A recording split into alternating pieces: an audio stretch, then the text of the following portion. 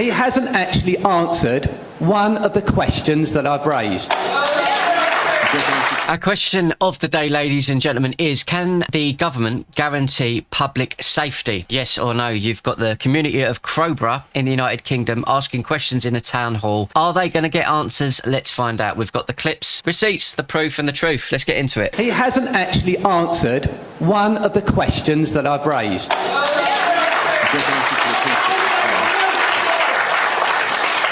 How is security in and around the site going to protect the general population of the town when they are free to come and go from the camp as they please? Yep, Answer simple that question. Yep, very simple. We ensured that we had the ability to transport occupants away from the immediate vicinity, that we had meaningful things for them to do on site so that they weren't tipping into the local neighbourhoods.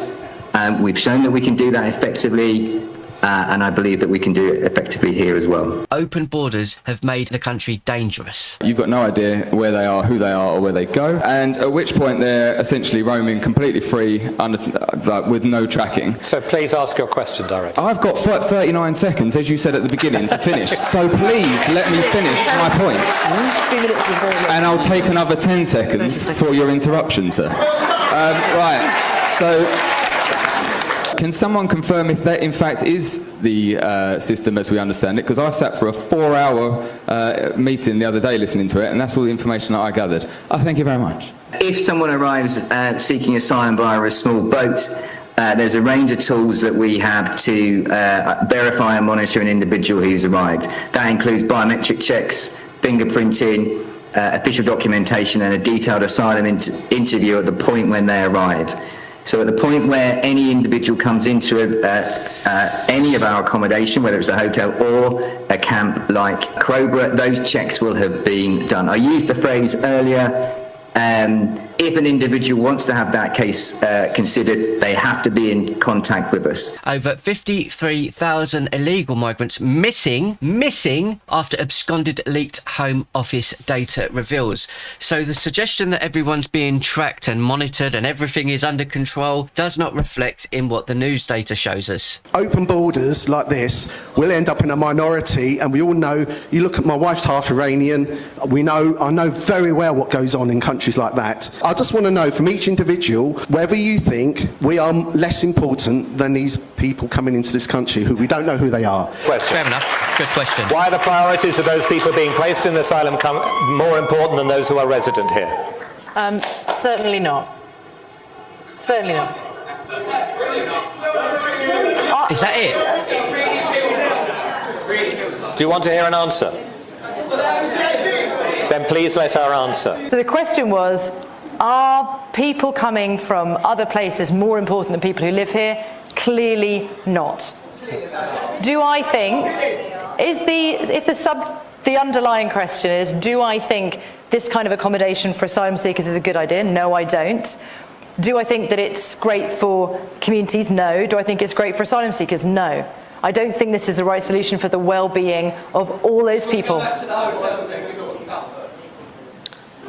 This wasn't meant to be a political meeting. If you want me to talk about my political perspective, but that's a very different... That's not... Councils across the South East weigh plans to convert housing for asylum seekers. So the council homes will go to asylum seekers before it goes to British civilians. Another U-turn for Keir Starmer. Labour MPs blast plans to put asylum seekers in new council homes before British citizens.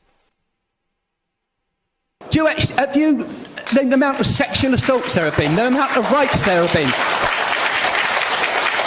how can you assure us that it's going to be safe? The concern here being expressed is what has been seen elsewhere on the news, which is of great concern to those people in this room. The incidents that have been in the press over the last few weeks and months are horrific. They are, yes. They are a very, very small proportion compared to the overall population that we completely get why all of you will want absolute assurance that it isn't going to be repeated here. It does not make it okay. Type that in Google and look for the last week and last month and you can see the amount of reports yourself. Put gates on that army camp, keep them in there when they're here.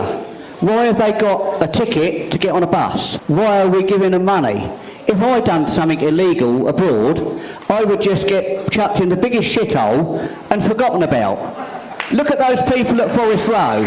They've been out there, 18 months, and you as a government haven't done naff all about them. We've got armed forces people that are all along that coast that are living rough. You've got an empty poxy army camp. Why couldn't you put them in there? This is happening in so many different towns across the country. The law of this land means that the government, through the Home Secretary, is under a duty to ensure that people that seek asylum lawfully are not destitute. It is not lawful to illegally enter a country. That is the legal base upon which, if they are destitute, they need to be given accommodation and some element of financial support.